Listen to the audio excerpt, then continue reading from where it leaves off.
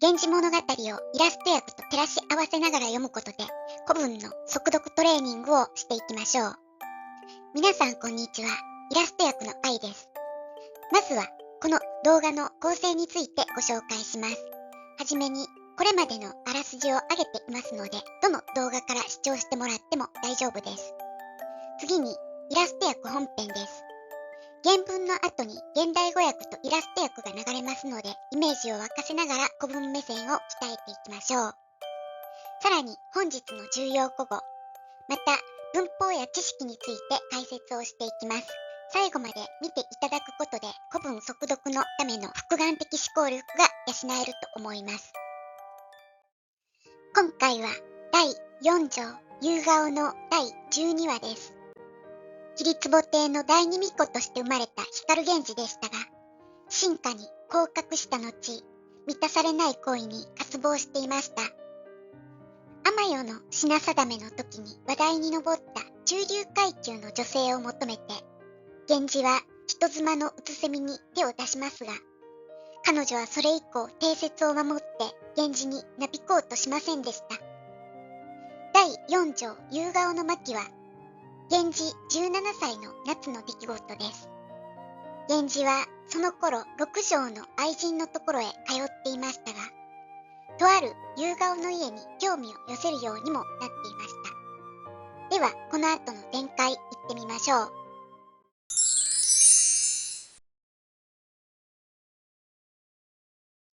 さて、かのうつせみの浅ましく連れなきよ。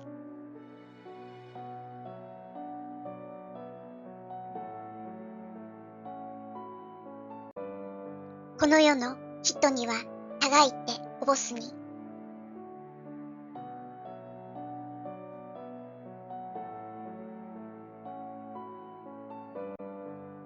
おいらかならましかば。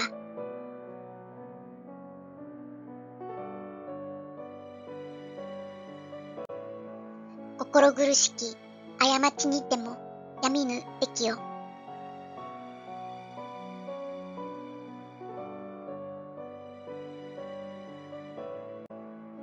いとねたく。負けてやみなんを。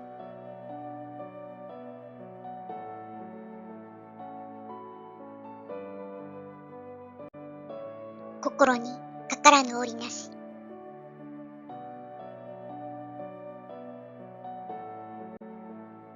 かようのなみなみまではお申しかからざりつるを。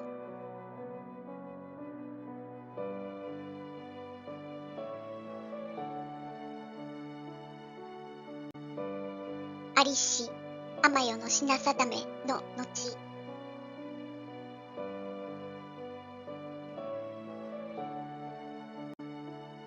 いぶかしくお申しなる品々あるに。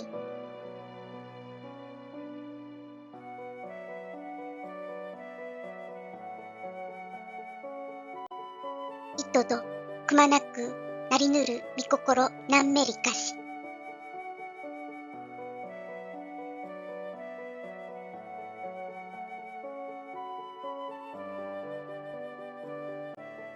裏もなく町聞こえ顔なる片つかたびとを。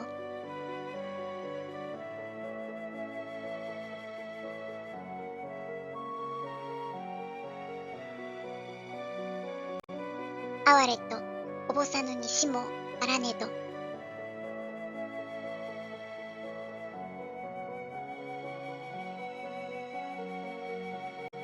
つれなくて聞き至らんことの恥ずかしければ。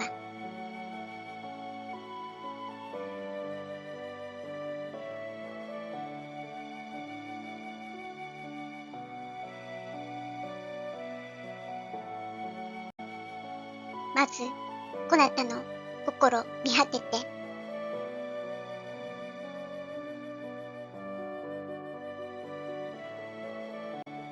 とおぼすほどに。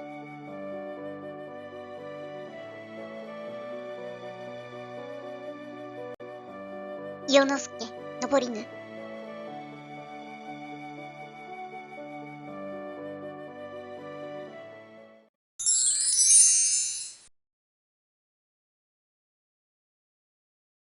お楽しみいただけましたか？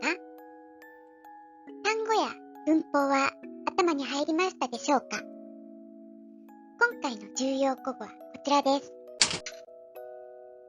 また、文法事項はこちらです。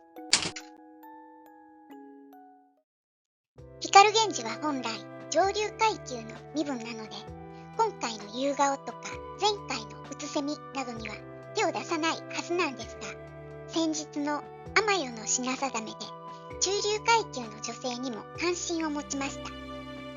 うつせみとの恋が終わってからは六条の宮住所との仰せを重ねていますが、自分を振ったうつせみにはまだまだ未練があるようですね。